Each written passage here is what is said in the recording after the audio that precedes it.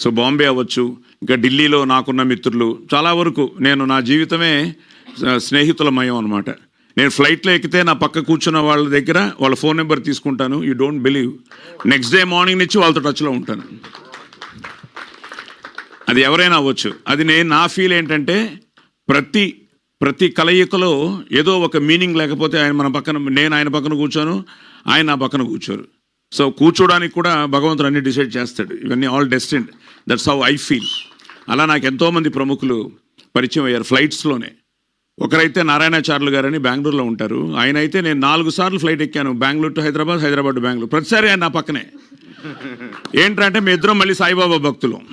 So అలా కలిసి ఈరోజు ఇండస్ట్రీలో చాలామందికి నేను ఆయన మూలంగా ఉద్యోగాలు ఇప్పించాను. ముఖ్యంగా మన 24 క్రాఫ్ట్స్లో ఉన్న చాలామంది టెక్నీషియన్స్ పిల్లలకి.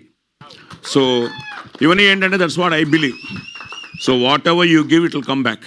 ఏదో ఒక బ్లెస్సింగ్లో వస్తుంది. అది మా అమ్మ మాకు నేర్పించిన ఒక